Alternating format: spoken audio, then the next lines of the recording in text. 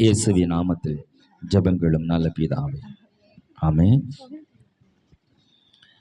நம் எப்படி பேசக்கூடாது என்பதை குறித்து வேதத்திலிருந்து சில பகுதிகளை எடுத்து அதன் மூலம் படித்து வருகிறோம்.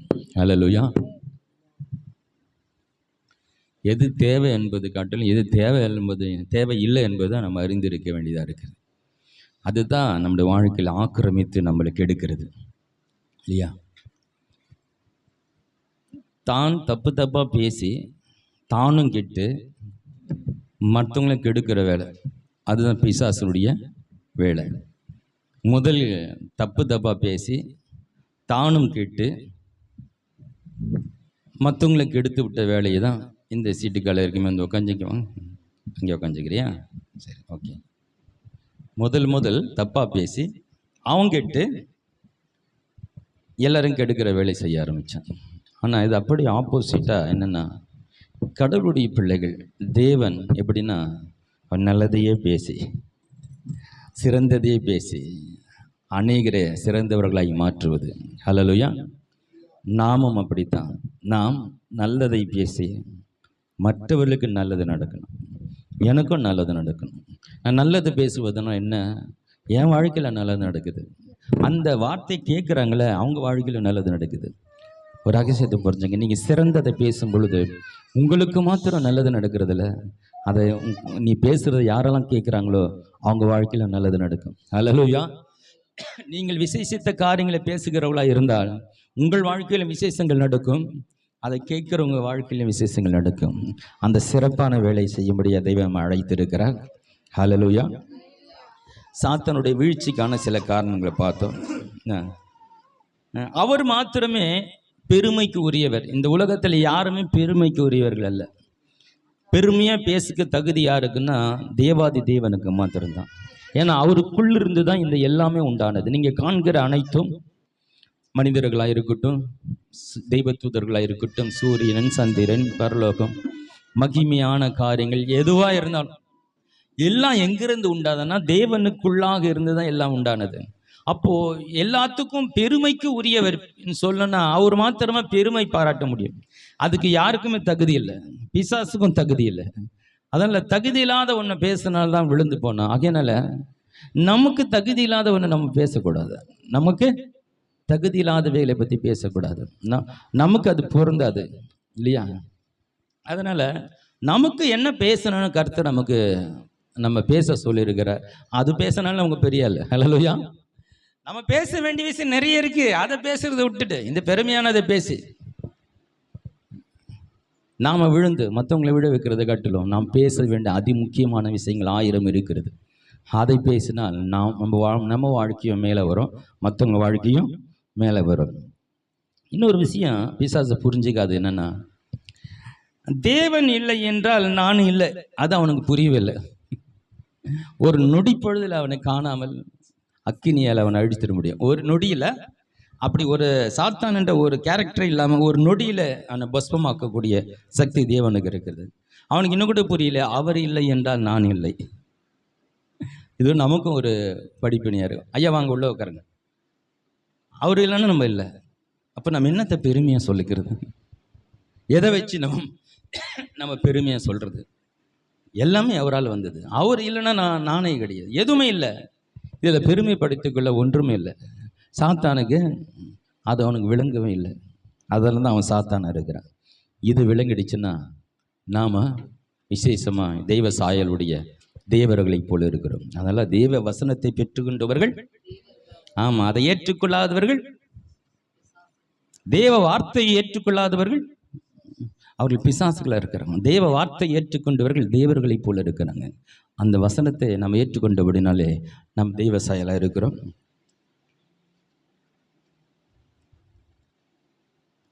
இன்னொரு விஷயம்னா, தேவனுடைய ஸ்தானம் ஒன்று இருக்குல்ல, அந்த ஸ்தானத்தை எவரும் அடைய முடியாது. அவர் சாயலாய் உண்டாக்கப்பட்டு இருந்தாலும் கூட, விசேஷமானவர்களாக இருந்தாலும் கூட, விசேஷித்த தாளந்தும் கிருபைகளும் இந்த சாத்தானுக்கு கொடுத்திருந்தாலும் கூட அவனுக்கு ஒன்று தெரியல, அவருடைய ஸ்தானத்தை யாரும் அடைய முடியாது. ஹல்லேலூயா. அவருடைய ஸ்தானம் எல்லையற்றது. அவருக்குள்ளே இருக்கிற ஆற்றல் எல்லையற்றது. அவருக்குள்ளே இருக்கிற ஞானம் எல்லையற்றது. அது நம்ம அறிவிக்க எட்டாதது, சாத்தானுக்கு எட்டாது. அவரை யாரும் கணக்கிட்டு சொல்லிட முடியாது. அவருடைய எல்லைக்கோடு போட்டு இவ்வளோ தூரம் தான், இவருடைய அறிவு இவ்வளோதான், இவருடைய அன்பு இவ்வளோதான், இவருடைய வல்லமை இவ்வளோதான் என்றது அவரை கணக்கிட்டு சொல்லக்கூடிய இந்த உலகத்தில் யாருமே கிடையாது. அதை சொல்லணும்னா அவர் மாத்திரம் தான் சொல்ல முடியும். ஹல்லேலூயா. இப்போ அந்த தேவாதி தேவனுடைய ஸ்தானத்தை யாரும் அடைய முடியாது. அதனால நாம் இங்கே நான் உயர்ந்தவன் தாழ்ந்தவன் சொல்கிறதுக்கு ஒன்றுமே இல்லை. எல்லாமே அவர் கீழாக இருக்கிறோம். ஹல்லேலூயா. என்ன 1% எக்ஸ்ட்ரா இருக்கலாம், 1% கம்மியாக இருக்கலாம், இல்லையா? ஏதோ சின்ன சின்ன வித்தியாசங்கள் இருக்கிறத தவிர பெருசாக ஒன்றும் நமக்குள்ளே இல்லை. எல்லாமே அவரை போல மாறுவதற்காய், அவருடைய சாயலை முழுமையாய் வெளிப்படுத்துவதற்காய் கர்த்தர் நம்மை உண்டாக்கி இருக்கிறார். அவருடைய சித்தத்தை இந்த உலகத்தில் நிறைவேற்றும்படியாய் கர்த்தர் நம்மை தெரிந்து கொண்டு இருக்கிறார். இப்போ வேத பகுதிக்கு நம்ம போகலாம். நம்ம அடிக்கடி வாசிக்கிற விஷயங்கள் தான். அதுக்காக நம்ம வேத வசனத்தை இது எனக்கு தெரியுமேன்னு சொல்லிட முடியாது. வேத வசனங்கள் மட்டும் நமக்கு என்றைக்கும் போர் அடிக்கக்கூடாது. ஏன்னா அதில் ஜீவன் இருக்கிறது. அதில் அது நமக்கு ஒரு சத்தியத்தை சொல்லி கொண்டு இருக்கிறது.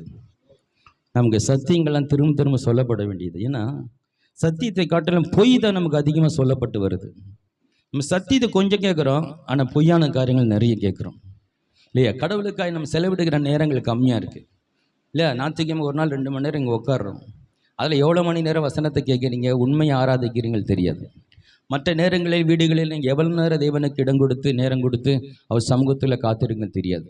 மீதி நேரம் எல்லாம் நீங்கள் என்ன பண்ணுறீங்க, எதை பண்ணுறீங்க, எதை கேட்குறீங்க இன்னும் பார்த்தா கடவுளுக்காய் கொடுக்குற நேரங்கள் கம்மியாக இருக்குது. மிச்ச நேரம்லாம் உங்கள் சொந்தங்களுக்காய், சொந்த வேலைகளுக்காய் பல காரியங்களை எடுக்கிறாங்க.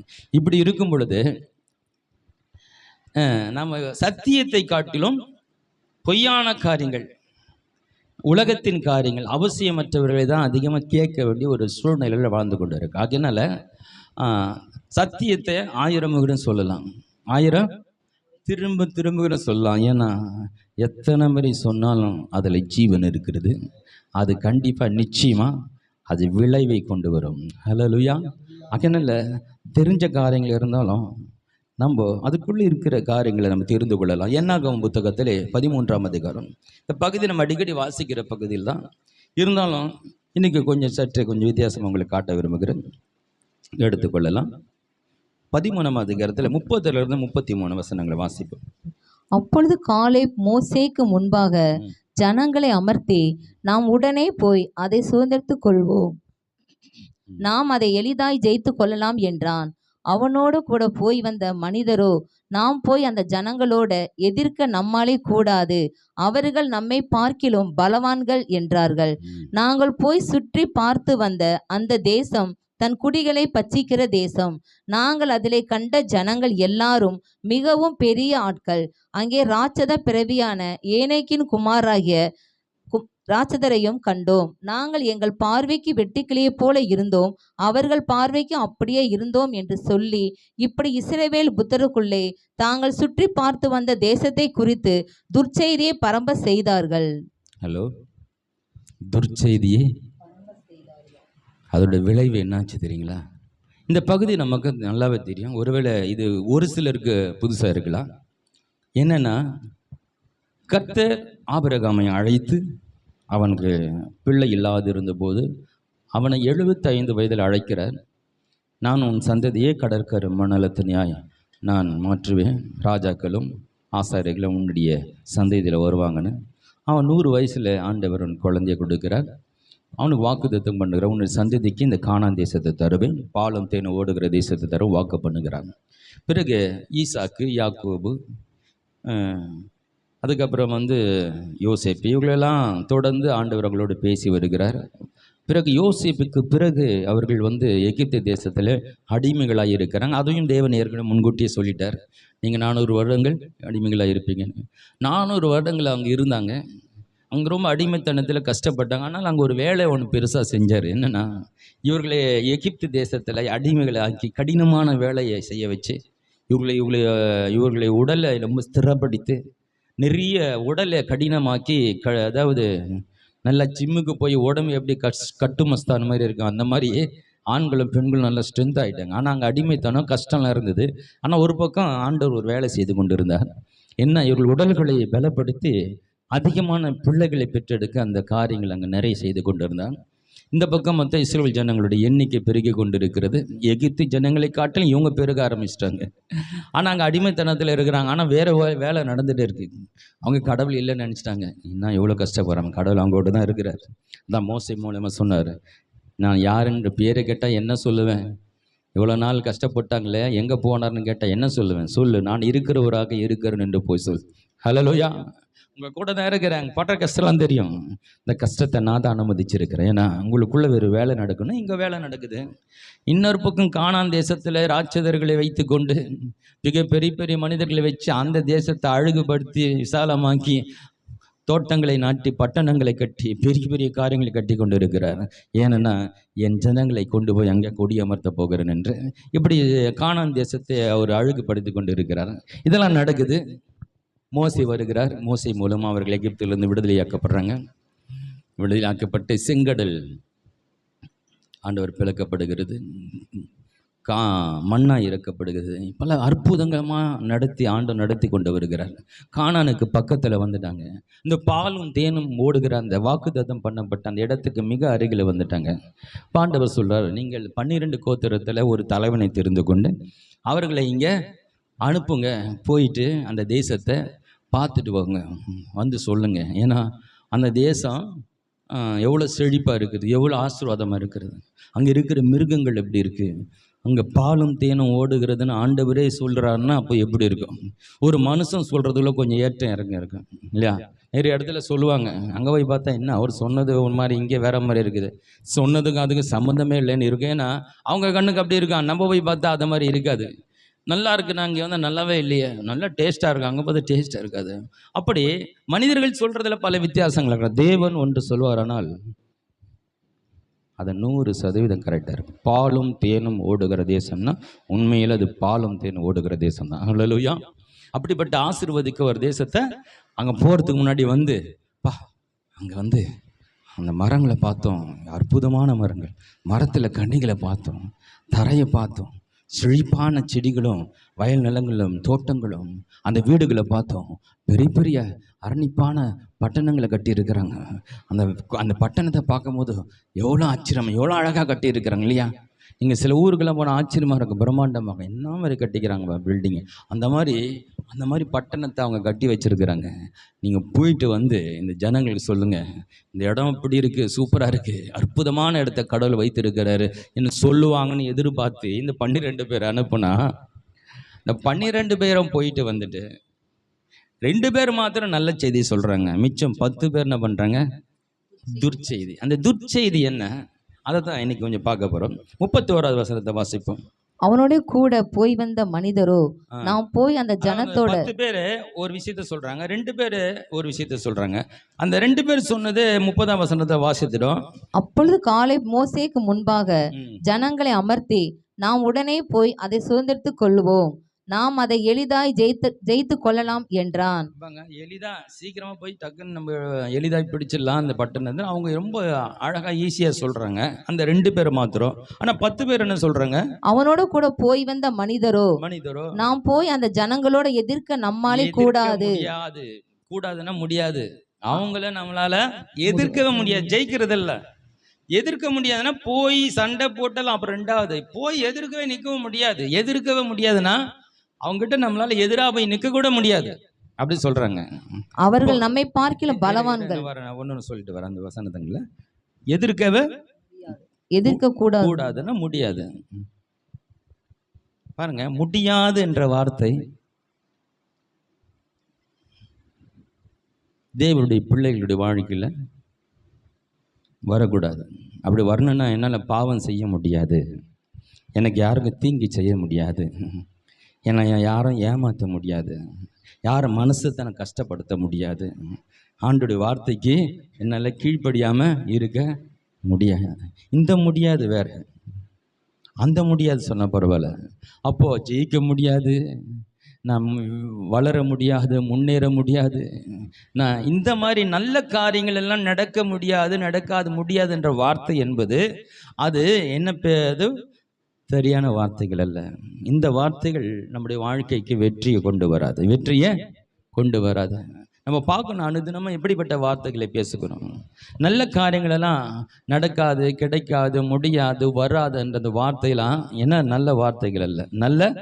ஆமாம், இந்த வார்த்தைகளை நம்ம என்ன பண்ணுறது, பேசக்கூடாது. நீங்கள் தப்பான வார்த்தையை பேசாமல் இருந்ததால நிறைய காரியங்கள் அங்கேயே க்ளோஸ் பண்ணிடுறீங்க, நடக்காமல் அங்கேயே தடுத்து நிறுத்துறீங்க, அங்கேயே ஸ்டாப் பண்ணுறீங்க. ஏன்னா வார்த்தை வெளியே விட்ட உடனே அது வேலை செய்ய ஆரம்பிச்சிடும். ஹலோ, இருக்கீங்களா? நீங்கள் வாயில் விட்ட வார்த்தை உடனே வேலை செய்ய ஆரம்பிச்சிடும். அந்த வார்த்தைக்கே ஒரு பவர் இருக்குது. அது கிறிஸ்தவர்கள் அறிந்திருக்கணும். நீங்கள் வாயில் பேசின அடுத்த நிமிடமே அது வேலை செய்ய ஆரம்பிக்கிறது. அதுதான் உதாரணமாக சொல்லிட்டு போயிட்டார். இந்த அத்தி மரத்தை பார்த்து என்ன பண்ணார்? சபிச்சுட்டு போயிட்டார். சாயந்தரம் வராங்க, ஒன்றும் பெருசாக தெரியல. ஆனால் மறுநாள் காலையில் வரும்போது தான் தெரியுது, அந்த மரம் பட்டு போயிருந்தது. ஆண்டவரே, நீர் சபித்த மரம் பட்டு போயிற்று. சொன்ன உடனே, சபிச்ச உடனே அந்த மரத்தில் ஒன்றுமே தெரியல, அப்படியே நல்லா தான் இருக்குது. ஆனால் மறுநாள் தான் தெரியுது என்னாச்சு, மரம் பட்டு போச்சு. ஏன்னா முதல் வேறு செத்து போச்சு, கொஞ்சம் கொஞ்சமாக அது என்ன ஆச்சுன்னா மறுநாள் முழுமழையாக பட்டு போச்சு. அப்படின்னா என்ன சொல்ல வர ஆண்டவர்? அதை சொல்லிட்டு தான் சொல்லுவார். என்ன சொல்கிறாருன்னா, நீங்களும் விசுவாசித்தால் இந்த காட்டத்தி மரத்தை பார்த்து கடலிலே நடப்படுவாயாக என்று சொன்னால், நீங்கள் சொல்லுகிறபடியாக இன்னிடத்தில் சொல்ல, இந்த மலையை பார்த்து பெயர்ந்து கடலிலே விழுந்து போய் என்று சொல்வாயானால் அப்படியே நடக்கும். என்ன சொல்ல வர்றாருன்னா, சொல்லிட்ட பிறகு நடக்குமா நடக்காதா என்று நீ யோசித்தனா அது அவிசுவாசம்.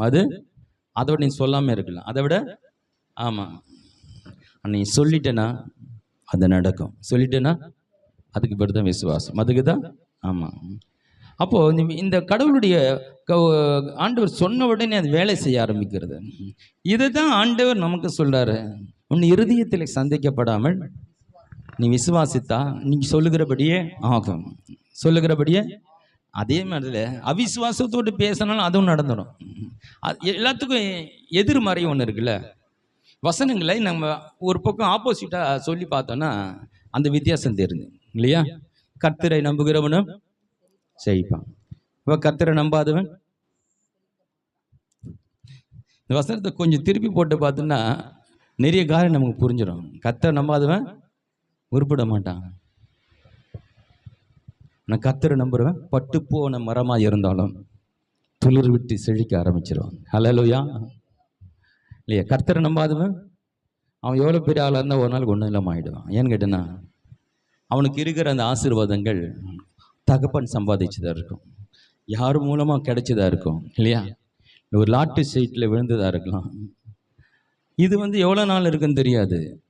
உண்மையாக உழைத்து அவன் மேலே வரும்பொழுது, படிப்படியாக மேலே நிற்கும்போது அது வேற.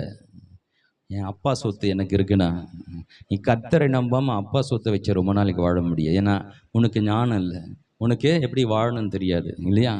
ஆனால் கர்த்தரை நம்புகிறவன் அவன் கையில் ஒன்றுமே இல்லை இருந்தாலும் கூட, வெறுமையானவனாக இருந்தாலும் கர்த்தரை நம்புகிறவனோ செழிப்பான். சொல்லணும், நம்ம கர்த்தரை நம்புகிற நான் செழிப்பேன். கேட்பாங்க வீட்டில் என்னம்மா வீடு இப்படி வச்சுட்டு இருக்க? கர்த்தர் எங்களுக்கு பெரிய வீடை கொடுக்க போகிறார். பெரிய ஹல்லேலூயா. இவ்வளோதானா சம்பளமா? இவ்வளோ வருஷமா வேலை செய்கிறீங்களே, இந்த சம்பளத்தில் இருக்கீங்க அப்படின்னு கேட்பாங்க. உடனே ஆமாம், என்னங்க பண்ணுறது, கர்த்தர் எங்களுக்கு இதுதான் கொடுத்துருக்கிறார், இந்த அளவு தான் கொடுத்தாலும் சொல்லக்கூடாது.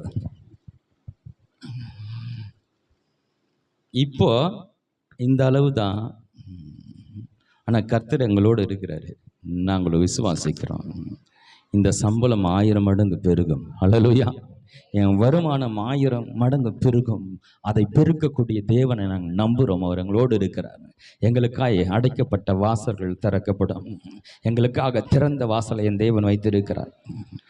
வெண்கல கதவுகளை உடைத்து, இருப்பு தாழ்பால்களை உடைத்து, அந்தகாரத்தில் இருக்கிற பொக்கிஷங்களையும் ஒளிப்பிடத்தில் இருக்கிற புதல்களையும் நான் உனக்கு தருவேன் என் ஆண்டவர் சொல்லியிருக்கிறார். ஹல்லேலூயா. இன்னைக்கு நான் இப்படி இருக்கேன், நான் நாளைக்கு அப்படி இருக்க மாட்டேன். நீ எதிர்காலத்தை நான் அப்படி இருக்க மாட்டேன். இப்படி பேசணும், இப்படி நம்ம பேசணும். ஆமாங்க, என்ன பண்ணுறது? அதாவது இயேசுக்கிட்ட நான் கற்றுக்கொண்டது என்ன தெரியுமா? நிறைய விஷயம் அவரை சொல்லிட்டு போகலாம். எப்பவுமே அவர்கிட்ட போய் அவர் எப்பவுமே அந்த ஒரு இருக்கிற அந்த சூழ்நிலையை பற்றி பேச மாட்டார். எப்பவுமே அவர் இருக்கிற நிலையை பற்றி பேசவே மாட்டார். அவர் பேச்சில் ஒரு நல்ல விஷயம் என்னென்னா, யார் என்ன கேட்டாலும் அந்த பிரச்சனைக்கு தீர்வை பேசுவார். அதுக்கு என்ன தான் தேவைப்படுது அதை பேசுவார் இல்லையா? இப்போ என்ன பிரச்சனை அதை தீர்க்கறதுக்கு பேசுவார் தவிர வேற எதெல்லாம் பேசிட்டு இருக்க மாட்டார். இவன் இப்படி பிறந்தான், யார் செய்த பாவம்? இவர்கள் முன்னோர் செய்த பாவமா? இவன் செய்த பாவமா? இது பெரிய எத்தனை வந்து கொஸ்டின் கேட்குறாங்க. அவங்க கேட்குறதுல ஒரு நியாயம் இருந்தாலும் கூட ஆண்டு வரைக்கும் இதுக்கெல்லாம் பதில் சொல்கிறதுக்கு எனக்கு தேவையில்லை, அவசியம் கிடையாது. ஆனால் அவனுக்கு ஒரு தேவை இருக்கிறது. அவன் குருடன் பார்வை அடைய வேண்டும். ஹல்லேலூயா. அவனுக்கு ஒரு நல்ல வாழ்க்கை வந்தாகணும், அதை பேசுகிறேன் நான். தேவனுடைய கிரியைகள் வெளிப்படும்படியாய் இவனை இப்படி பிறந்திருக்கிறான். ஹல்லேலூயா. நம்ம ஆண்டவர் இது நிறைய கற்றுக்கணுங்க. என்ன வேணுமோ அதை மாத்திரம் பேசுங்க, தேவையில்லாத பேசாதுங்க. உங்கள் வாழ்க்கை எவ்வளோ சீக்கிரம் மாறுதுன்னு பாருங்கள். வள வள வள வள வளன்னு தேவையில்லாத பேசி நம்ம என்ன பேசுகிறோமோ சொல்கிறேன். ஒரு வார்த்தை விதையை போல விதைச்சு கொண்டே இருக்கிறோம். சிறுக விதைக்கிறவன் பெருக விதைக்கிறவன். நீங்கள் என்ன ரொம்ப பேசுகிறீங்களோ அதை தான் ரொம்ப அறுக்க போகிறீங்க. ஹலோ, ஏதோ ரொம்ப நேரம் பேசிட்டு இருக்கிறீங்களே, அதுதான் உங்கள் வாழ்க்கை, அதுதான் உங்களுக்கு அறுவடை செய்ய போகிறீங்க. நீங்கள் கொஞ்சமாக பேசினாலும் சிறந்ததை பேசுங்க. ஹல்லேலூயா. ரொம்ப பேசுங்க, தப்பு இல்லை. ஆனால் ரொம்ப பேசுறது எதுவாக இருக்கணும்? கடவுளுடைய வார்த்தையாக இருக்கணும், நன்மையானதாக இருக்கும், விசேஷமானதாக இருக்கும், அவசியமானதாக இருக்கணும். அப்படிப்பட்ட காரியங்களை அதிகமாக பேசுங்க, அதிகமாக அறுப்பீங்க. ஹல்லேலூயா. அதெல்லாம் நமக்கு புரிய வரணும். அவங்க என்ன சொல்கிறாங்க? கூடாது, எதிர்க்கவே முடியாது, போய் நிற்கவே முடியாது. இங்கே என்ன பிரச்சனை? போய் அங்கே இருக்கிற லேண்டை பார்த்துடுவாங்க. அங்கே அற்புதமான நீங்கள் வாழ்வதற்கான சூழ்நிலை வச்சிருக்கேன். மரம், செடி, கொடிகள், உயிரினங்கள் எல்லாம் அங்கே அற்புதமாக இருக்கிறது. அந்த பட்டணத்தை பாருங்கன்னு ஆரம்பிச்சா அதை பற்றி இவங்க பெருசாக பேசுறதில்ல. அங்கே இருக்கிற ஆளுங்களை இப்போ பார்த்து பேசுகிறாங்க. அதாவது எதிரிக்குள்ள என்னென்ன பவர் இருக்கு, எதிரி எவ்வளோ பெரிய ஆளுன்னு பேசுகிறாங்க.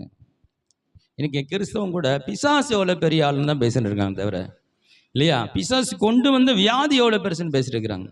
உலகத்தில் கொண்டு பிசாசு எல்லாம் தீமையும் கொண்டு வந்தாங்க, அதை பற்றி தான் பெருசு. இந்த வியாதியா? அது மோசமான வியாதிங்க, அது மோசமான. ஆமாம், அது வந்துட்டா போவாதுன்னு சொல்கிறாங்க. எங்கள் அக்காவுக்கும் அதான் இருக்குது, அப்புறம் எங்கள் தாத்தாவுக்கும் அதான் இருக்குது. அப்போ எனக்கும் வந்துடும் போல இருக்கு, எனக்கும். அப்போ ஏன் வராது? வாசலை திறந்துடுச்சு.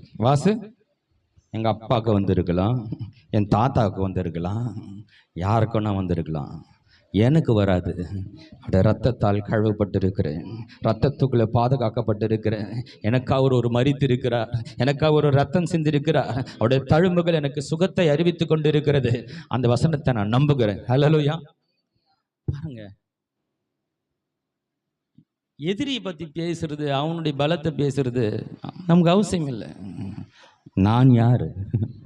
என்னோடு இருக்கிறவர் யார்? ஹல்லேலூயா. ஆண்டவர் கடைசியில் வாசிக்கிறேன் பாருங்க. அவங்க சொல்கிற எவ்வளவோ அற்புதம் பண்ணுங்க, இவங்களுக்கு என்னென்னலாம் பண்ண இதில் தான் மறந்துட்டு இவங்க இப்படி பேசுகிறாங்களே. ஆண்டவர் ரொம்ப மனசு வருத்தப்படுறாரு.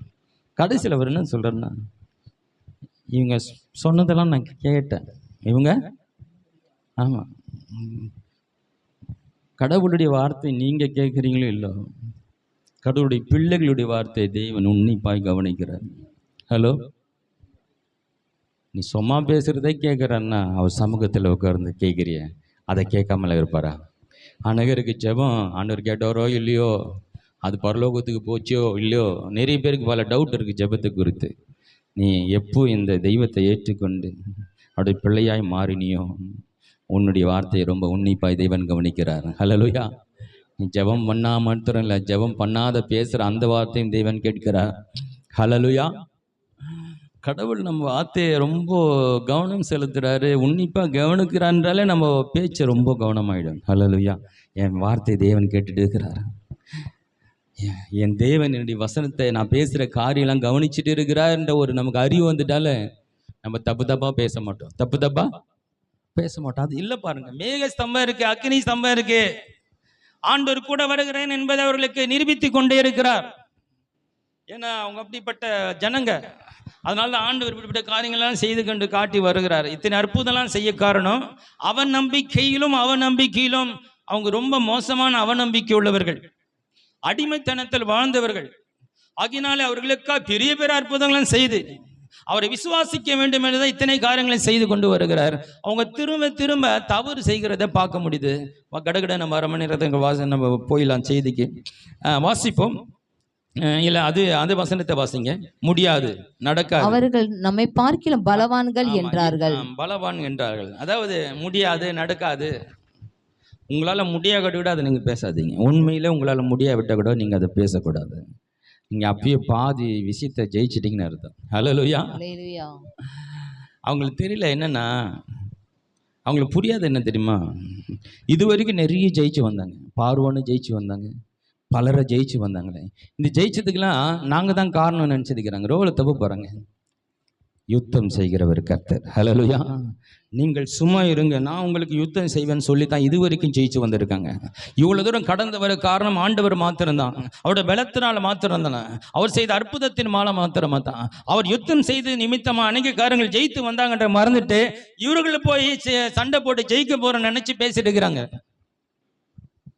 ஆண்டவர் தான் யுத்தம் செய்ய பார்க்குறாரு. ஹல்லேலூயா.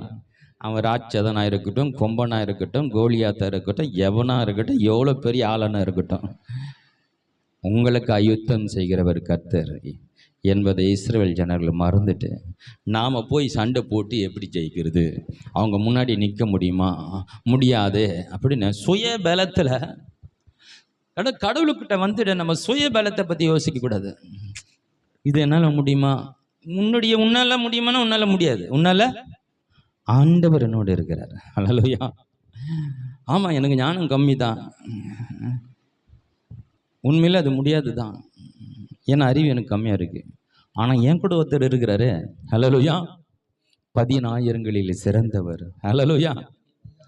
உன் கூட 1000 கோடி பேர் உனக்கு சப்போர்ட் பண்ண ஆள் இருந்தாலும் கூட இந்த ஒரே ஒருத்தர் உன் கூட இருந்தா உம்மாலே ஒரு சேனைக்குள் பாய்வேன். ஹல்லேலூயா. உம்மாலே ஒரு மதிலை தாண்டுவேன். நீங்க ஒரு ஆள் என் கூட இருந்தா எல்லாத்தையும் ஜெயிச்சிருவோம்ப்பா. ஹல்லேலூயா. அது என்னுடைய அறிவு, என்னுடைய பலனும், என்னுடைய திறனும் அல்ல, நீர் என் கூட இருக்கிறபடினாலே. ஹல்லேலூயா. இப்போ தேவன் நமக்காக யுத்தம் செய்கிறார் என்பதை மறந்துட்டு நாம எப்படி போய் நிற்போன்றாங்க. அந்த வசனத்தை தொடர்ந்து வாசிங்க. நாங்கள் போய் சுற்றி பார்த்து வந்த அந்த தேசம் தன் குடிகளை பட்சிக்கிற தேசம். அந்த அவங்க குடிகளை பட்சிக்கிற தேசம் அப்படின்னா அவங்களுக்குள்ளே ஒரு உயர்ந்தவன் தாழ்ந்தவன், சில மக்களை அடிமைப்படுத்துறது, கஷ்டப்படுத்துறது அவங்களுக்குள்ளே அந்த நாட்டில் இருக்கு இல்லையா. சிலர் மேலே வரக்கூடாது அழுத்துறது, தன் குடிகளை பட்சிக்கிற. அங்கே இருக்கிற மக்களுக்குள்ளே இப்படிப்பட்ட உயர்ந்தவன் தாழ்ந்தவன் எல்லாம் இருக்குது. மேலே வரக்கூடாதுன்னு சொல்லி சில மக்கள் அழுத்துறது, இதெல்லாம் அங்கே இருக்குதா. தன் மக்களையே அவங்க தன் குடிகளையே பட்சிக்கிற தேசம். ஆமாம், அந்த ஜனங்களையும் அவங்க அடித்து நாசமாக்குற ஒரு சூழ்நிலை அங்கே இருக்குது. அதெல்லாம் பார்த்துட்டு வந்துடுறாங்க. அது நமக்கு எதுக்கு, அது அவங்களும் 2 பேரும் அடிச்சுக்கின்னு அவங்களுக்குள்ள இருந்தா அவங்க தான் அங்கேருந்து காலி பண்ணி போக போகிறாங்களே. அந்த வீடு நல்லா இருக்கா? ஹலோ, நீ ஒரு வீடு பார்த்துருவாப்பா, அந்த வீட்டுக்கு தான் நீ குடி போக போகிற அப்படின்னு சொன்னால் அங்கே காலி பண்ண போகிறாங்க இல்லையா. ஒரு பங்களா இருக்குது, தோட்டம் துறவெல்லாம் இருக்குது. அந்த பெரிய பங்களாவில் இந்த வீட்டில் தான் நீ தங்க போகிற, அந்த வீட்டை போய் பார்த்துருவான்னா நீ போய் அந்த வீட்டில் இருக்கிற சண்டை போட்டுக்கிறாங்க, அந்த வீட்டில் இருக்கிறவங்க ஹைட்டாக இருக்குங்க. ஐயா, அதெல்லாம் உனக்கு தேவையில்லை, அவங்க காலி பண்ண போகிறாங்க. ஆனால் அந்த வீடு உனக்கு தான். அந்த வீடு எவ்வளோ அழகாக இருக்குது பாரு, அங்கே தோட்டம் இருக்கான் பாரு, அந்த வீடு எவ்வளோ அழகாக கட்டியிருக்காங்க, நீ ஆசைப்பட்ட மாதிரி இருக்கா, அதை பார்த்துட்டு சொல்லுனா அந்த வீட்டில் பெரிய ஹைட்ட ஆளுங்க இருக்கிறாங்க, அவங்க 2 பேரும் சண்டையை போட்டுக்கிறாங்க. அது நமக்கு எதுக்கு, அவங்க தான் காலி பண்ண போக போகிறாங்களே. பாருங்கள், இதெல்லாம் யோசிக்க தெரியாத இஸ்ரவேல் ஜனங்கள் அவங்க 2 பேரும் சண்டை போட்டுக்கிறாங்க. அப்புறம் வாசிங்க. அதிலே கண்ட ஜனங்க எல்லாரும் ம். மிகவும் மிகவும் பெரிய ஆட்கள். பெரிய ஆட்கள். ஆண்டவர் சொன்ன உலகத்தில் இருக்கிறவனிலும் என்னில் இருக்கிறவர் பெரியவர். உனக்குள் இருக்கிறவர் பெரியவர். நம்மோடு இருக்கிற எவ்வளவு பெரியவர். அவங்க பெரிய ஆளுன்னு பார்த்துட்டு இருக்கிற அவங்க பெரிய ஆளா இருந்தா நமக்கு என்ன? நம்ம கூட இருக்கிறவர் பெரியவர். ஹல்லேலூயா. ஒரு காத்து அடிச்சாலும் காலி. காத்து அடிச்சா ஒரு கல்மழையை விட்டா காலி இல்லையா? அவர் ஒரு நொடியில் அவர் எல்லாம் தான் பண்ணிட முடியும். அப்படிப்பட்ட தேவன் அவங்க எவ்வளோ பெரிய ஆளாக இருந்தால் நமக்கு தேவையில்லையே. இதெல்லாம் என்ன காட்டுதுன்னா, அதாவது நமக்கு எதிராக இருக்கிற சூழ்நிலைகளை பற்றி ரொம்ப பிரம்மாண்டமாக பேசுறது. அங்கே எப்படி போக முடியும், அங்கே பெரிய ஆள் இருக்கிறாங்க, அதை என்னால் எப்படி செய்ய முடியும், அது எப்படி வரும், இது எப்படி வரும்னு எதிராக இருக்கிற நமக்கு எதிராக இருக்கிற சூழ்நிலைகளை பேசுகிறது தவறான வார்த்தைகள். அதை நம்ம அதனால் அந்த இடத்த போய் அடைய முடியாது. அப்போ இதெல்லாம் பிற்போக்கான வார்த்தைகள், நம்ம ஜெயிக்க வைக்கிற வார்த்தைகள். இதெல்லாம் இப்படி போய் பேசி விட்டுட்டு நாம் என்ன பண்ணோம், அதை அடைவது எப்படி என்பது பேசணும். ஹல்லேலூயா. அவங்க எவ்வளோ பெரிய ஆளானா இருக்கட்டும், என் தேவன் பெரியவர் இருக்கிறார். ஹல்லேலூயா. அவர் ஏற்கனவே எங்களுக்காய் செங்கடலை பிளந்திருக்கிறார். பார்வோன் 10 முறை என்ன பண்ணுகிறான், 9 முறை அவன் கடினப்படுகிறான். 10வது முறை அவன் நடுங்கி அப்படியே பயந்து தன் மகன் இறந்த பொழுது அவன் உடைஞ்சி சுக்கு நராயி இந்த நிமிஷத்தில் கிளம்புகின்றான். இதுக்கு மேலே நீங்கள் இருக்கக்கூடாது, அனுப்ப மாட்டேன்னு சொல்லி 9 முறை. அப்போ 9 அற்புதங்கள் நடந்து கூட அவன் இருதயம் கடினமாக இருந்தது. இந்த கல்லான இருதயத்தை தேவன் ஒரு நொடியில் உடைத்து சுக்கு நராக்கி, எது முடியாது நடக்காது அனுப்ப மாட்டேன்னு சொன்னான். ஆவாயால் இங்கேருந்து கிளம்புங்கன்னு சொல்லி துரத்தி அடிக்கப்பட்டான். ஹல்லேலூயா.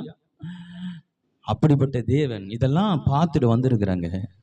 இதெல்லாம் நடந்து கொண்டு இருக்கிறது. இதெல்லாம் நடந்திருக்கும் பொழுது கடவுளை நினைச்சு பார்க்கறதே இல்லை. ஹல்லேலூயா. எப்போதும் என் தெய்வத்தை நம்ம நினைக்கணுங்க. அவரை நினைச்சு பேசணும். எப்போதும் அவர் நம்ம கூட இருக்கிறாரு. அவர் நமக்கு பக்க பலமாக இருக்கிறாரு. அவர் எனக்கு வலது பாரிசத்தில் இருக்கிறாரு. நான் அசைக்கப்பட மாட்டேன். அவர் எனக்கு உதவி செய்ய வல்லவராக இருக்கிறார். சாலமோனுக்கு ஞானத்தை கொடுத்த தேவன் என் கூட இருக்கிறாரு, எனக்குள்ளே இருக்கிறாரு. எனக்கு ஞானத்தை தருவார், எனக்கு திறமையை தருவார், எனக்கு ஆற்றலை தருவார். நான் நிச்சயமாக ஜெயிப்பேன் அவர் என்னோட கூட இருக்கிறபடினாலே. இப்படி நம்ம என்ன பண்ணோம், நல்ல வார்த்தைகளை பேசணுமே, விசுவாச வார்த்தைகளை பேசணுமே. அவிசுவாச வார்த்தைகளை நம்ம ஒருபோதும் கடவுளுடைய பிள்ளைகள் ஒரு நாளும் பேசக்கூடாது. அப்படி பேசினா என்ன பேசுறோமோ அது நம்ம வாழ்க்கையில் நடக்கும். ஹல்லேலூயா. இதுதான் நம்மளுடைய எல்லாருடைய வீக்னஸ்னா தெரியுமா? தேவையில்லாத பேசி தேவையில்லாத நம்ம வாழ்க்கையில் வருவித்துக் கொள்கிறது. பலவீனமான காரியங்களை பேசி பலவீனத்தை இன்னும் பெரிதாக்கி கொள்வது. அதை லென்ஸ் வச்சு பார்க்கறது, லென்ஸ் வச்சு பெருசாக பார்க்கறது, பார்த்து இன்னும் பெருசாகிறது. நீங்கள் சொல்லுங்கள், இந்த வியாதியெல்லாம் ஆண்டவருக்கு முன்னாடி ஒன்றுமே இல்லை. ஹல்லேலூயா. குணமாக்கப்படாத எந்த வியாதியாக இருந்தாலும் ஆண்டவருக்கு முன்பாக அதெல்லாம் ஒன்றுமே இல்லை. ஹல்லேலூயா.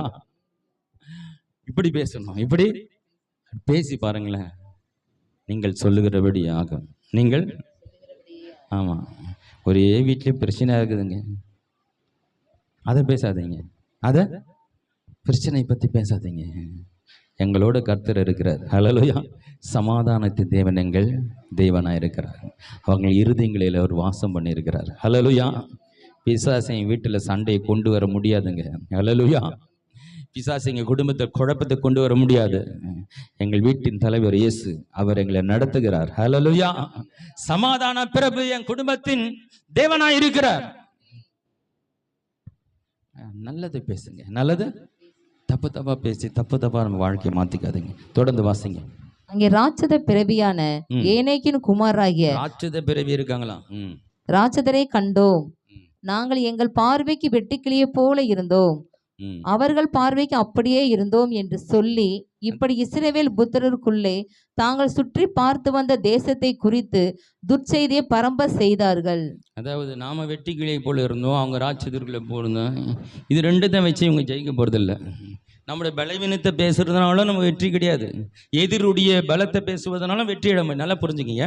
இவங்க பேசுற விஷயம்னா எதிரிகளுடைய பலத்தை பத்தி பேசுறாங்க, இன்னொன்று தன்னுடைய பலவீனத்தை பற்றி பேசுகிறாங்க. நாங்கள் வெட்டு கிளிகளை போல இருந்தோம், அவன் ஒரே நசுக்கிடுவாங்களே அந்த மாதிரி நாங்கள் இருந்தோம். அப்போனா எங்களோட பலகீனம், நான் ரொம்ப சின்னவங்களா இருக்கிறோம், ரொம்ப பலகீனமா இருக்கிறோம், அவன் பெரிய ஆளா இருக்கிறான், அப்போ அவன் பலனா இருக்கிறான், நாங்க பலவீனமா இருக்கிறோம். எதிரியுடைய பலத்தையும் நம்முடைய பலவீனத்தை பேசுவதனால ஒரு நாள் வெற்றி அடையவே முடியாது. ஹல்லேலூயா. ஆனால் நமக்கு பலன் தருகிற ஒருவர் இருக்கிறார், நம்மளை பலவான்களாய் மாற்றுவர் ஒருத்தர் இருக்கிறார், நமக்காய் யுத்தம் செய்கிற ஒரு தேவன் இருக்கிறார். ஹல்லேலூயா. நமக்காய் வழக்காட ஒருவர் இருக்கிறார். ஒருவேளை எனக்கு ஒரு வக்கீல் இல்லை, எனக்காய் வாதாட பேசுவதற்கு ஒருவரே இல்லை, என் பக்கம் நின்று என் காரியத்தை எடுத்து சொல்ல ஒண்ணுமே ஒருத்தரும் இல்லையே, எனக்கும் இன்னும் பேச தெரியலையே என்று கவலைப்படாது, உனக்காய் வழக்காடுகிற ஒரு தேவன் ஒருவர் இருக்கிறார். ஹல்லேலூயா. உனக்காய் பேசக்கூடிய ஒருவர் இருக்கிறார். ஹல்லேலூயா. அப்படி பேசுறோம் நம்ம. எனக்காய் பரிந்து பேச ஒருவர் இருக்கிறார், எனக்காய் வழக்காடுகிற வழக்கறிஞர் இருக்கிறார். ஹல்லேலூயா. நீதியாய் நியாயம் தீர்க்கிற நீதிபதி எனக்காய் இருக்கிறார். ஹல்லேலூயா. அதனால எதை பற்றியெல்லாம் எனக்கு கவலை இல்லை, அவர் என் தகப்பன் இருக்கிறார், அவர் என்னை நேசிக்கிறார், இது எனக்கு போதும், எல்லாவற்றையும் அவர் பார்த்துக் கொள்வார். வாசிக்கலாம் தொடர்ந்து. 14ஆம் அதிகாரம் முடிஞ்சிருச்சா? 14ஆம் அதிகாரத்துல 1-11 கடகன்னு வாசிக்கிறீங்க. அப்பொழுது சபையார் எல்லாரும் கூக்குரலிட்டு புலம்பினார்கள், ஜனங்கள் செய்தியை பரப்பினார்கள். அதை விட்டு நீங்க அதை சொல்லிட்டு வாங்க. அந்த அது 13ஆம் அதிகாரத்துல 13-33 தானே ஆமாங்க. கடைசி பகுதி வாசிங்க. இப்படி இஸ்ரவேல் புத்திரருக்குள்ளே தாங்கள் சுற்றி பார்த்து வந்த தேசத்தை குறித்து துர்ச்செய்தியை பரம்ப செய்தார்கள். துர்ச்செய்தியை பரப்புவதற்காக தேவன் இவர்களை அனுப்பவில்லை, அங்க நல்ல காரியங்களை பார்த்துட்டு வந்து நல்ல காரியம் பேசும்படியாக நற்செய்தியை அறிவிக்கும்படி அனுப்பப்பட்டவர்கள். நான் உங்களுக்கு சொல்லுகிறேன், கர்த்தர் உங்களை நற்செய்தி அறிவிக்கும்படியாக தேவன் உங்களை அழைத்திருக்கிறார், அதற்காக தான் உங்களை அனுப்பியிருக்கிறார். உங்கள் வாயில நற்செய்தி வரணுமே தவிர துர்ச்செய்தி ஒரு நாள் வரக்கூடாது. நாம் அதுக்காக தெரிந்து கொள்ளப்பட்டிருக்கிறோம். நல்ல செய்தி சொல்கிறவர்கள், நற்செய்தியாளர்கள், சுவிசேஷங்களுடைய பாதங்கள் எவ்வளவு அழகா இருக்கிறது. அல்லேலூயா. உங்கள் பாதங்களை பார்த்து வர்ணிக்கிற ஒரு தேவன். யார் பாதத்தை அவர் அப்படி சொல்லலைங்க, சுவிசேஷத்தை சொல்றவருடைய பாதங்களை வர்ணிக்கிறாருன்றா அது எவ்வளவு முக்கியமான ஒரு காரியமா இருக்கும். அதாவது நற்செய்தி, நல்ல செய்தி சொல்லுகிறவருடைய பாதங்களை எவ்வளவு அழகா இருக்கிறதா. ஹல்லேலூயா. நீங்கள் நல்ல வார்த்தைகளை பேசுகிறவர்களாக இருந்தால் உங்கள் பாதங்களையும் தேவன் வர்ணிக்கிறார், உங்கள் பாதங்களை பார்த்து ரசிக்கிறார். நல்லவைகளுக்காக உங்கள் கால்கள் ஓடுகிறது, நல்ல காரியங்களை செய்வதற்காக உங்கள் பாதங்கள் ஓடுகிறது. அந்த பாதங்களை தேவன் வர்ணித்து ஆண்டவர் அதை உயர்வாக பேசுகிறார். ஹல்லேலூயா. அப்போ துர்ச்செய்தியை பரப்பினார்கள். அதனுடைய விளைவு 14ஆம் அதிகாரத்துல முதல் வசனத்தை வாசிங்க. அப்பொழுது சபையார் எல்லாரும் கூக்குரலிட்டு புலம்பினார்கள். கூக்குரலிட்டுனா ஐயோ பொய்யோ முரண் கத்துறாங்க இல்லையா? கூக்குரலிட்டு நீங்க பெரிய அந்த சாவு வீட்டுக்கெல்லாம் போனீங்களா, அந்த சாவை எடுக்கும் போது அரண்டு புரண்டு அவங்க அழுறதை பார்த்தா நமக்கு அழ வந்துடும். அங்கே நிற்கவே நம்மளால் முடியும். ஏன்னா அந்த இழப்பை தாங்க முடியாமல், அந்த இழப்பு அவங்க இதுதான் அவங்க முகத்தை பார்க்க போகிறோம். அவங்க தூக்கும் போது அந்த அந்த சவத்தை என்ன பண்ணுவாங்க, கதிரி உருண்டு பெருண்டு கத்தி பயங்கரமாக கூக்குரலிட்டு அழுவாங்கள்ல, அந்த மாதிரி அழுதுருக்காங்க இஸ்ரவேல் ஜனங்க. அந்த மாதிரி அவர்கள் மறுபடியும் வாசிங்க. எல்லாரும் கூக்குரலிட்டு புலம்பினார்கள். ஒன்றுமே நடக்கலைங்க. இன்னும் சண்டிக்கம் போகல, தோத்தம் போகலை, ஒன்றுமே போகலை, ஒன்றுமே அங்கே நடக்கவே இல்லை. ஆனால் நடந்தது போல இவங்க நினச்சிக்கிட்டு கூக்குரலிட்டு புலம்பினார்கள். ஜனங்கள் அன்று ராம் முழுவதும் அழுது கொண்டே இருந்தார்கள். பாருங்க, நல்ல செய்தி பரவுது இல்லையோ, துர்ச்செய்தி கொஞ்ச நேரத்தில் ஸ்ப்ரெட் ஆகுது. பாருங்க, நல்லா கவனமா இருங்க. நற்செய்தி பரப்புறது ரொம்ப கஷ்டம், துர்ச்செய்தி சீக்கிரம் பரவிடும். இந்த 2 பேர் நல்ல செய்தி சொன்னாங்க, அதில் ஒருத்தங்கிட்ட கூட அந்த நல்ல செய்தி போலங்க. இதான் உண்மைங்க. அங்கே ஏறக்குறைய 40 லட்சம் பேர் இருந்ததா ஏறக்குறைய சொல்லப்படுகிறது. ஒருத்தர் 42 லட்சங்கிறாங்க, ஒரு 35 லட்சம்ன்றாங்க. எப்படியோ ஒரு குறிப்பிட்ட மக்கள் இருந்தாங்க. யாரும் கணக்கிட்டு ஆண்டவர் தான் சொல்ல முடியும். துல்லியமான ஒரு கணக்கு சொல்லணும்னா அங்கே எத்தனை பேர் இருந்தான்னு ஆண்டவர் தான் சொல்ல முடியும். அதனால் 40 இருக்கலாம், 42 இருக்கலாம், 35 இருக்கலாம், ஏதோ ஒரு பெரிய ஒரு திரள் கூட்டம், அத்தனை லட்சம் மக்கள். இந்த 10 பேர் சொன்ன செய்தி வெகு வேகமாய் ஒருத்தர் மாறி மாறி அது போய் என்ன ஆச்சு, அந்த இருக்கிற அத்தனை லட்சம் பேரும்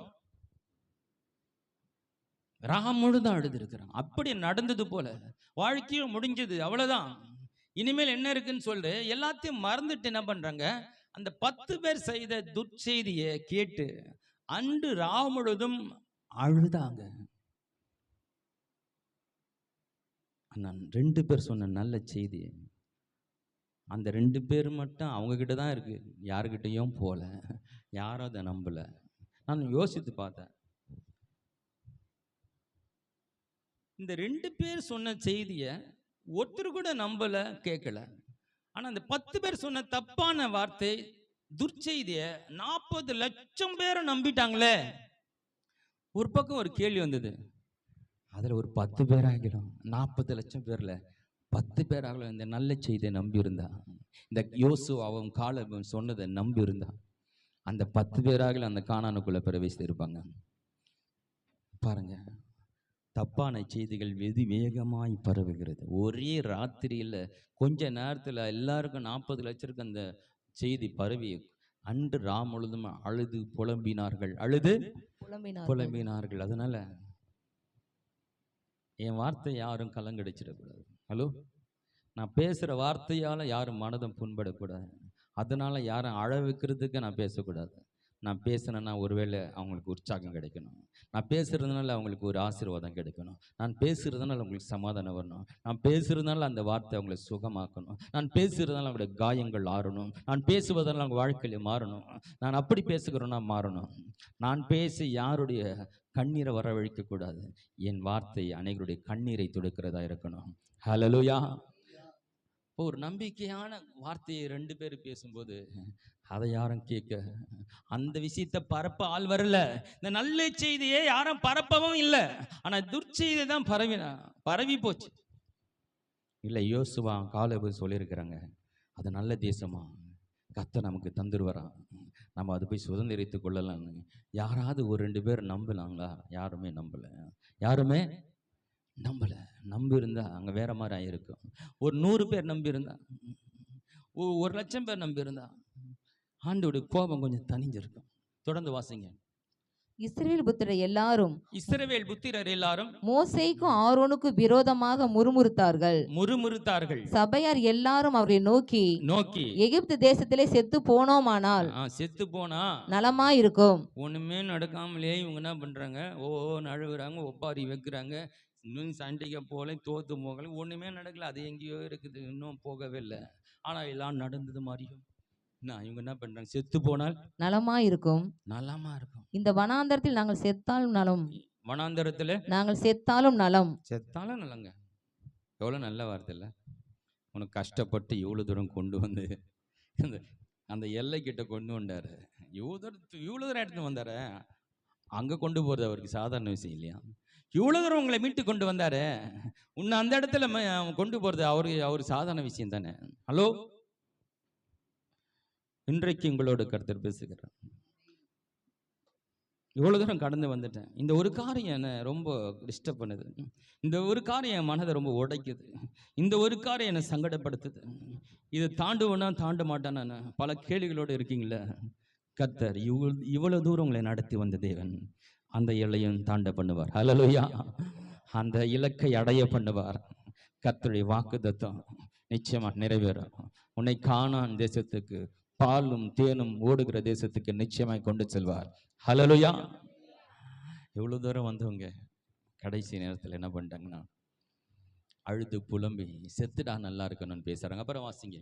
நாங்கள் பட்டயத்தால் மடியும்படிக்கும் எங்கள் பெண் ஜாதிகள் பிள்ளைகளும் கொள்ளையாகும் படிக்கும் கர்த்தர் எங்களை இந்த தேசத்துக்கு கொண்டு வந்தது என்ன?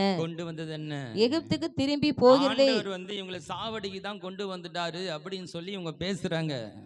அநேக நேரங்களில் நாம கூட இப்படி பேசுறோம், முதல்ல நல்லா இருந்தேன், ரட்சிக்கப்பட்டு தாங்க இந்த கஷ்டம் வந்துடுச்சு இல்லையா, நிம்மதியா இருந்தேன், ஆண்டவருக்குள்ள வந்து அப்படியே ஆயிடுவேன் இப்படி ஆயிடுவேனுங்க, இங்கே வந்து இன்னும் கஷ்டமாக இருக்குது, நான் இந்த கஷ்டப்படுறது ஆண்டவர் ஏற்றுக்கினேன் அப்படின்னு ஆண்டவரை புரியாமல் இப்படி நிறைய பேர் பேசுகிறாங்க இல்லைங்க. கர்த்தரை தேடுகிறவர்களுக்கோ ஒரு நன்மையும் குறைபடாது. உன் சுகத்தையே விரும்புகிற தேவன், உன் உள்ளத்தின் சந்தோஷத்தை விரும்புகிறவர், நீ சுகமாய் இருக்கணும்னு விரும்புகிற ஒரு தேவன். ஹல்லேலூயா. உன்னுடைய சுகத்தை விரும்புகிற ஒரு தேவன் நீ கஷ்டப்படணும் நான் ஒரு நாளும் நினைச்சது கிடையாது, ஒரு நாளும் நினைச்சது கிடையாது. ஒரு நாளும் உன்னுடைய வேதனையை பார்த்து சந்தோஷப்படுகிற தேவன் அல்ல. நீ கண்ணீர் விடுகிறதை அவர் பார்த்து சந்தோஷப்படுகிற தேவன் அல்ல. உன் கண்ணீரை துடைத்து உன்னை சந்தோஷப்படுத்துகிற தேவனிடத்தில் வந்திருக்கிறேன். ஹல்லேலூயா. அந்த விசுவாசத்தை விட்டுறாதீங்க. கடவுள் மேல வரும்போது ஒரு பெரிய விசுவாசம் வருது, அது இழக்காதீங்க. பவுல் சொல்லுகிறார், நல்ல போராட்டத்தை ஓட்டத்தை முடித்த விசுவாசத்தை காத்துக்கொண்டேன். ஆரம்பிச்ச விசுவாசம் அதே நிக்குது பாருங்க, அதே பவர்ல நிக்கிறாரு. நான் கடவுளை நம்பின நம்பிக்கையில எந்த மாற்றம் ஏற்ற இருக்கலாம நானு அந்த விசுவாசத்தை நான் காத்து கொண்டேன். ஹல்லேலூயா. என் வாழ்க்கையை நான் ஓட்டத்தை முடிச்சேன் சிறப்பாக. ஹல்லேலூயா. விசுவாசத்தை காத்துக்கொள்ளுங்க.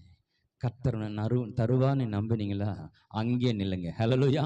நீங்கள் என்னிலும் என் வார்த்தைகள் உங்களிலும் நிலைத்திருந்தால், எந்த வசனத்தை பிடிச்சு எந்த கர்த்தர் பேசின வார்த்தையை நீங்க பிடிச்சீங்களோ நம்பினீங்களோ அந்த வார்த்தையில உறுதியா நில்லுங்க. நிலைத்திருந்தால் நீங்கள் கேட்டுக்கொள்ளப்படுவது எதுவோ அது உங்களுக்கு செய்யப்படும். சொன்னதே சொல்லிட்டு இருக்கு. நடக்கிற வரைக்கும் சொல்லுங்க, நிச்சயமாக நடக்கும். கால சூழ்நிலை அநேக காலங்கள் குறிக்கப்பட்டிருக்கிறது இல்லையா? ஒவ்வொன்றிற்கும் ஒரு காலம் உண்டு, ஒவ்வொன்றிற்கும். ஆமா, அவர் அதின் காலத்திலே நேர்த்தியாய் செய்கிறார் இருக்கிறார். அவங்களுக்கு உடனே நடந்ததுன்னா நமக்கு உடனே நடக்கணும்னு ஆசைப்படாதீங்க. அவங்க வேற, நீங்க வேற. ஹல்லேலூயா. உன் காலம் வேற, அவர்கள் காலம் வேற. உங்களுக்கு கொடுத்த அழைப்பு வேற, அவர்களுக்கு கொடுத்த அழைப்பு வேற. நீங்க செய்ய வேண்டிய சித்தம் வேற, அவர்கள் செய்ய வேண்டிய சித்தம் வேற. அங்கனால மனிதர்களை ஃபாலோ பண்ணாதீங்க, தெய்வ வசனத்தை ஃபாலோ பண்ணுங்க. ஹல்லேலூயா.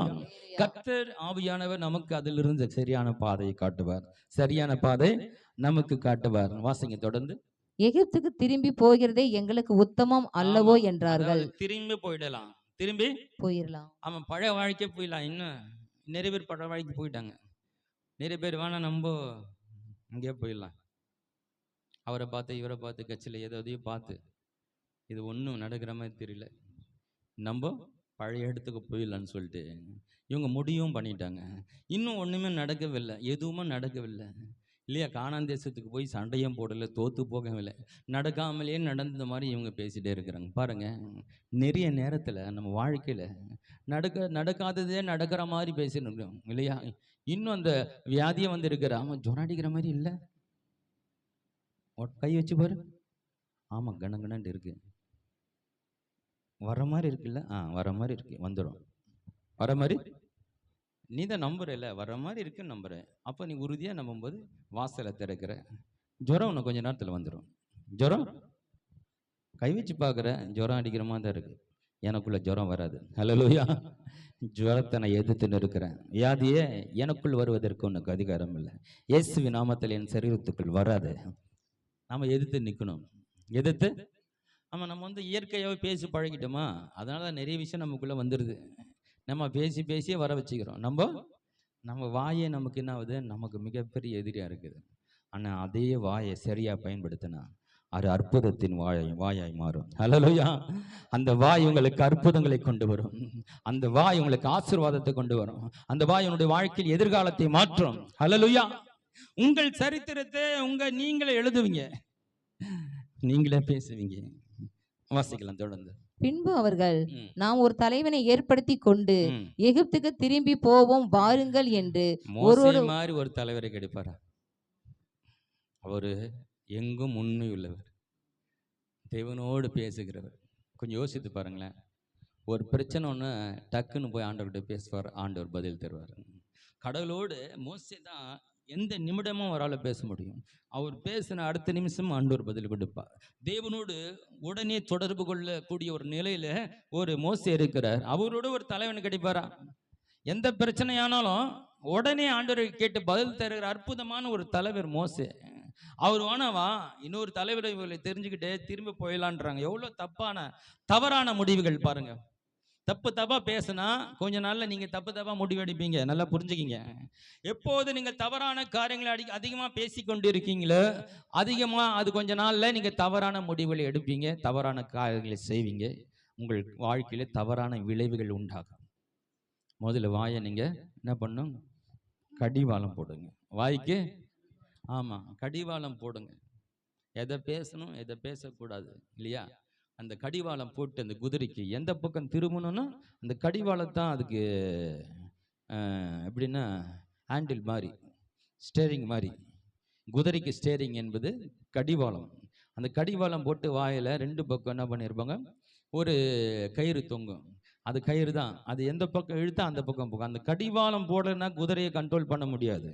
அதுபோல உங்க வாய்க்கு கடிவாளம் போடலைன்னா உங்களால கண்ட்ரோல் பண்ண முடியாது. ஹல்லேலூயா. அந்த கடிவாளம் பரிசுத்த ஆவியானவர், அந்த கடிவாளம் கடவுளுடைய வார்த்தை. ஹல்லேலூயா. அதை வாயில வைத்து சொல்ல சொல்ல சொல்ல சொல்ல ஒரு வழி உங்களுக்கு திறக்கும். எந்த பக்கம் போகணுன்னு அதுக்கு பாதை உனக்கு அழகா உன்னை நடத்திடும் வாழ்க்கையை. ஹல்லேலூயா. வாசிங்க இப்ப தொடர்ந்து. ஒருவர் சொல்லிக் கொண்டார்கள். சொல்லிக் கொண்டார்கள். அப்பொழுது மோசேயும் ஆரோனும் இஸ்ரவேல் புத்திர சபையாராகிய எல்லா கூட்டத்தாருக்கு முன்பாக முகம் குப்பர விழுந்தார்கள். பார்க்கும்போது ரொம்ப கஷ்டமா இருக்கு இல்லையா? 40 நாள் சீனாய் மலையில தேவனோடு முகமுகமாய் அவரை தரிசித்தவன், அவருடைய பிரசன்னத்தை உணர்ந்தவன் இல்லையா? இந்த மக்களுக்காக எவ்வளோ அவன் கஷ்டப்பட்டவன். கட்சியில் அவங்க முகங்குப்புற விழுந்தார்கள். தப்பான காரியத்தை பேசி பேசி தப்பானதை சொல்லி சொல்லி ஒரு நல்ல மனுஷங்க ஃப்ளாட் ஆயிட்டாங்க, விழுந்துட்டாங்க, முகங்குப்புற விழுந்துட்டாங்க. அப்புறம் வாசிங்க. தேசத்தை சுற்றி பார்த்தவர்களே, நூனின் குமாரனாய் யோசுவாவும் எப்புனேயின் குமாரனாய் காலேப்பும் தங்கள் வஸ்திரங்களை கிழித்து கொண்டு இஸ்ரவேல் புத்தரின் சமஸ்த சபையை நோக்கி, நாங்கள் போய் சுற்றி பார்த்து சோதித்த தேசம் மகா நல்ல தேசம். கர்த்தர் நம்மேல் பிரியமா இருந்தால் அந்த தேசத்திலே நம்மை கொண்டு போய் பாலும் தேனும் ஓடுகிற அந்த தேசத்தை நமக்கு கொடுப்பார். கர்த்தருக்கு விரோதமாக மாத்திரம் கலகம் பண்ணாதிருங்கள். அந்த தேசத்தின் ஜனங்களுக்கு நீங்கள் பயப்பட வேண்டியதில்லை. அவர்கள் நமக்கு இரையாவார்கள். அவர்களை காத்த நிழல் அவர்களை விட்டு விலகி போயிற்று. கர்த்தர் நம்மோட இருக்கிறார், அவர்களுக்கு பயப்பட வேண்டியது இல்லை என்றார்கள். கலங்கம் பண்ணினார்கள். இந்த யோசுவாவும் காலேபும் சொன்னதை இந்த 10 பேரும் சொல்லியிருந்தா, அல்லது சொல்லாமல் அப்படி வாயை மூடிட்டு, இல்லை அவங்க சொல்கிறாங்க, இப்போ அவங்க சொன்னதை விட்டு கரெக்டு, அவங்க சொன்னது தான் கரெக்டுன்னு சொல்லியிருக்கலாம். இல்லை வாயை மூடிட்டு இருந்திருக்கலாம். இந்த 2 பேர் மட்டும் சொன்னதை மட்டும் இந்த 10 பேரும் சொல்லியிருக்கலாம். அப்படி இருந்தால் அந்த காட்சியை மாறி இருக்கும். என்ன காட்சி மாறி இருக்கும்? இந்த 10 பேர் இந்த 2 பேர் சொன்னது சொல்லியிருந்தா, அல்லது எதுவுமே சொல்லாமல் இருந்தா, அப்போ என்ன நடந்திருக்கும்? கொஞ்சம் கற்பனை பண்ணி பாருங்களேன். அன்றைக்கு ராத்திரி அந்த அழுகை இருந்திருக்காது. அன்னைக்கு ராத்திரிலாம் ஒரே சந்தோஷமாக ஒரு கொண்டாட்டமாகிட்டு இருக்கும். அன்னைக்கு ராத்திரி இவங்க சொன்னதெல்லாம் வச்சு அவங்க எல்லாமே கனவு காண ஆரம்பிச்சிருப்பாங்க. பெரிய வீடா, அற்புதமான இந்த வனாந்தரத்தில் இருக்கிறோம். இப்போ நம்ம வனாந்தரம் பெரிய மண் தரதான், எங்கப்பா நான் மண்ணெல்லாம் இருக்கு. இப்போ அந்த செழிப்பு, பூக்கள், காடு, மரங்கள், அற்புதமான உயிரினங்கள், சிட்டுக்குருவி, கலரான குருவிகள், பலவிதமான உயிரினங்கள், பறவைகள், இதெல்லாம் அந்த தேசத்தில் அற்புதமாக இருக்கிற பெரிய பெரிய பட்டணங்கள், பெரிய பெரிய வீடுகள் எல்லாம் பார்க்கும்போது இதெல்லாம் கடவுள் நமக்கு ஆயத்தப்படுத்தி இருக்கிறார் என்றதை சொல்லியிருந்தா, இந்த 40 லட்சப்படி ஜனங்கள் அந்த ராத்திரி அது அழுது புலம்புகிற ராத்திரியா இருந்திருக்காது. அந்த ராத்திரி களி கூர்ந்து மகிழ்ந்து, அப்பா உமக்கு நன்றி ஆண்டவரே, எங்களை கொண்டு வந்து இந்த அற்புதமான இடத்துக்கு சேர்க்க போறீங்களே சொல்லி அந்த அன்னைக்கு ஃபுல்லா நன்றி பாடலாம் பாடியிருப்பாங்க. தேவனை கனப்படுத்தி துதித்திருப்பாங்க. இந்த 10 பேர் சொன்ன அந்த துர்ச்செய்தினால 40 பேரும் அழுது புலம்பி அந்த கானான் தேசத்துக்கு போவதற்கு தகுதியற்றவர்களாகி மாறிட்டாங்க. தகுதி நாம் பேசுகிற பேச்சுனால எவ்வளோ நடக்குது பாருங்க. ஹலோ, நம்ம சாதாரணமாக பேசிட்டு போயிட்டே இருக்கல, அதனுடைய விளைவுகள் பார்த்தீங்களா? ஒரு கனவு தகர்க்கப்பட்டது, ஒரு மாபெரும் கனவு. எவ்வளவு பெரிய ஒரு கனவு! ஆபிரகாமுக்கு கொடுத்த அந்த வாக்குத்தத்தம் கர்த்தர் நிறைவேற்றும்படியா இத்தனை காரியங்கள் செய்து வருகிறார். உங்கள் சந்ததியை கொண்டு வந்து அந்த பக்கத்தில் கானான் தேசத்தில் நிறுத்துகிறார். அதை நிறைவேற்றும் ஆண்டவர் என் வாக்குத்தத்தத்தை நிறைவேற்றினேன்னு எவ்வளோ மகிழ்ந்து இருப்பார். நாங்கள் உள்ளே போகிறதுக்கு முன்னாடி அந்த இனம் போக தகுதியற்று வனாந்திரத்தில் சாக முடியாது. ஒரு மாபெரும் கனவு தகர்க்கப்பட்டு போயிற்று. நான் சொல்றேன், நீங்க பேசுற அவிசுவாச வார்த்தையினால மற்றவருடைய கனவு தகர்க்கப்படக்கூடாது. அவங்களுக்கு புதிய கனவு உண்டாகணும். ஹல்லேலூயா.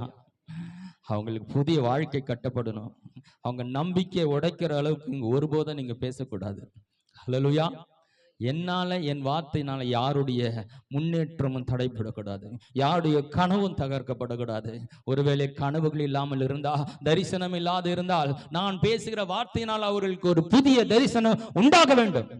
ஹல்லேலூயா. வாசிட்டீங்க 11 வரைக்கும் வாசிட்டீங்களா? வாசிக்கலனா? வாசிட்டீங்க. அப்பொழுது அவர்கள் அவர்கள் மேல் கல்லெறிய வேண்டும் என்று சபையார் எல்லாரும் சொன்னார்கள். பாருங்க, எவ்வளவு ஒரு வேதனையான காரியம். எவ்வளவு பெரிய காரியத்தை செஞ்சிருக்காரு மோசேயும் ஆரோனும். அந்த மக்களுக்காக எவ்வளோ செஞ்சிருக்காங்க. நான் தப்பான வார்த்தை சொல்லு தப்பா புரிஞ்சுக்கிட்டு அவங்களே கல்லெறிந்து கொள்ற அளவுக்கு போயிட்டாங்க. வாசிங்க.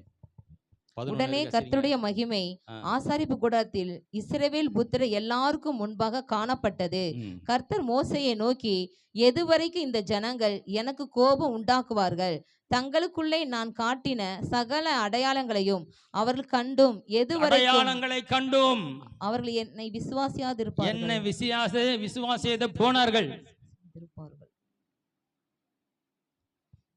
அப்ப என்ன இந்த அற்புதம் எதுக்கு பண்ணிருக்காரு? என்ன சொல்ல வர? 2 பேர் நீங்க விசுவாசிக்கணும்னு இந்த அற்புதம் பண்ண, ஆனா அதெல்லாம் பண்ணி நீங்க விசுவாசிக்கல. அது பண்ணும் நீங்க விசுவாசிக்கல.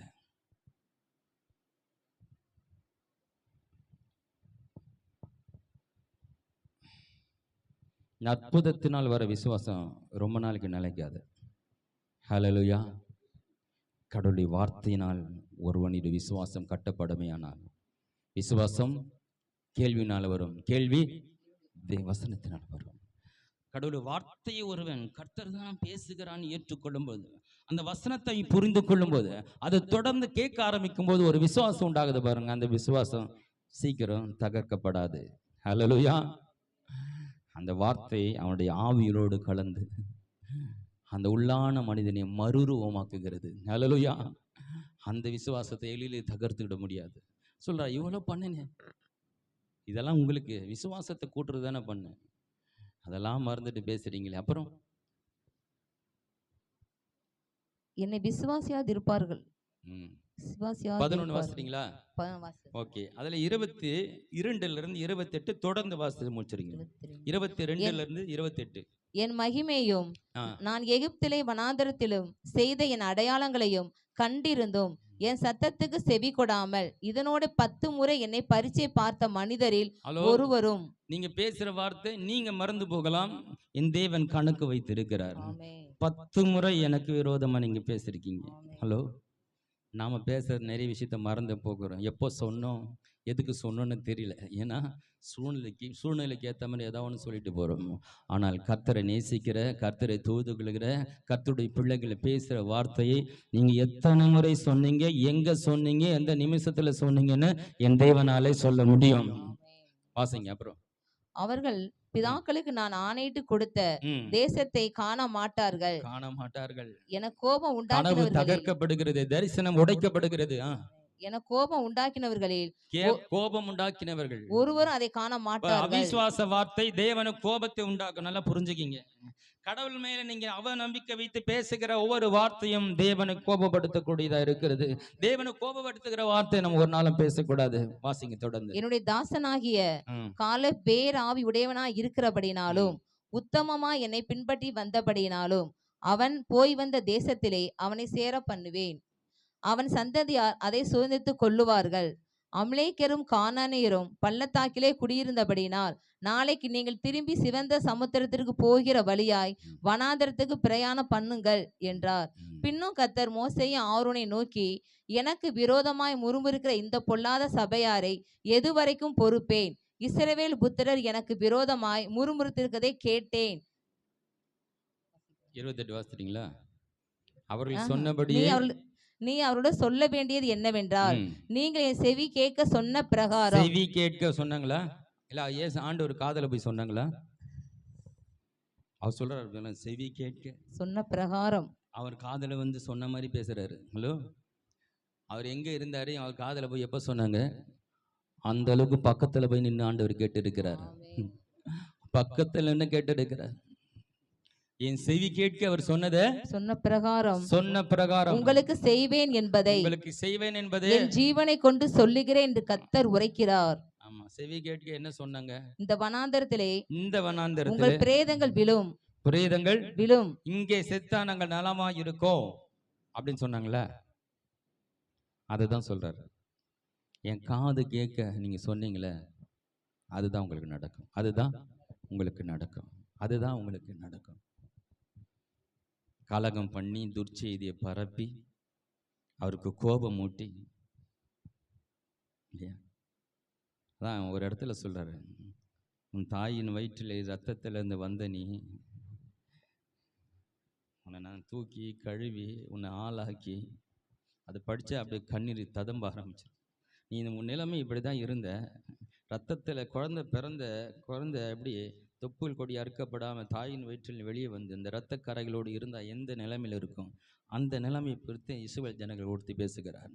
அந்த நிலையில் இருந்த நான் உன்னை எடுத்து கழுவி சுத்திகரித்து உன்னை ஆளாக்கி நீ பருவம் அடைந்த போது உனக்கு வேண்டிய நான் அற்புதமான துணியும் நகைகளையும் போட்டு உன்னை எனக்கு சொந்தமாக்கி கொண்டேன்.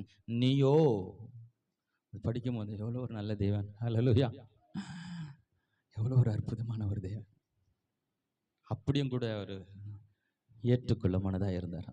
1000 முறை அவர் விட்டு போனாலும் எப்போ வருவன் காத்திருந்து உன்னை ஏற்றுக்கொள்ள தயாராக இருந்த ஒரு நல்ல புருஷன், மணவாளன். ஹல்லேலூயா. ஆண்டவர் கோவப்படுத்தி பாருங்க, தரிசனத்தை இழந்து போனாங்க.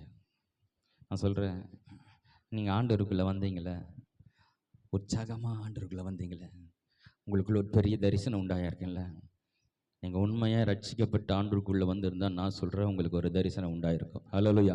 என் வாழ்க்கை எப்படி மாறப்போகுது, கர்த்தர் என்னை உயர்த்த போகிறார், என்னை நடத்த போகிறார் என்று பல தரிசனங்களை உங்கள் வாழ்க்கையில் கொடுத்துருப்பார்ல. அந்த தரிசனத்தை தகர்ந்து விடாதபடிக்கு அவிசுவாச வார்த்தைகளை ஒரு நாளும் பேசாதீங்க. உங்களுக்கு ஆண்டவர் கொடுத்த தரிசனத்தை நிறைவேற்றுவார். ஹல்லேலூயா. அதை கொடுத்தவர் அவர் தான். நிச்சயமாக இந்த தரிசனத்தை நிறைவேற்றுவார். அதுக்கு முன்னாடி இந்த கானான் கிட்ட போன பிறகு நீங்க தப்பா பேசி அந்த தரிசனத்துக்குள்ள பிரவேசிக்காதபடி, வாழ்க்கையில நடக்காதபடி நீங்களே ஒருபோதும் அதை தடுத்து நிறுத்தாதீங்க. உங்கள் கனவுகள் தகர்க்கப்படாதபடிக்கு, அல்லது மற்றவருடைய கனவுகள் தகர்க்கப்படாதபடி, மற்றவருடைய தரிசனத்தை கொடுத்து அவங்களை நீங்க அவர் இடையூறு பண்ணாதபடிக்கு உங்களுக்குன்னு ஒரு தரிசனம், என் வார்த்தையை கேட்கறதுக்குள்ள ஒரு தரிசனம் உண்டாகணும். ஹல்லேலூயா. நானும் சந்தோஷப்படணும், என்னை சார்ந்தவர்களை சந்தோஷப்படணும், நானும் நல்லா இருக்கணும், என்னை சார்ந்தவர்களும் நல்லா இருக்கணும், நானும் சுகமா இருக்கணும், என்னை சார்ந்தவர்கள் சுகமா இருக்கணும், நானும் நிம்மதியா இருக்கணும், என் கூட இருக்கணும் நிம்மதியா இருக்கணும். அதற்கு தான் தேவன் அழைத்திருக்கிறார். ஹல்லேலூயா. கண்களை மூடி ஜெபிப்போம். ஹல்லேலூயா. Thank you Father.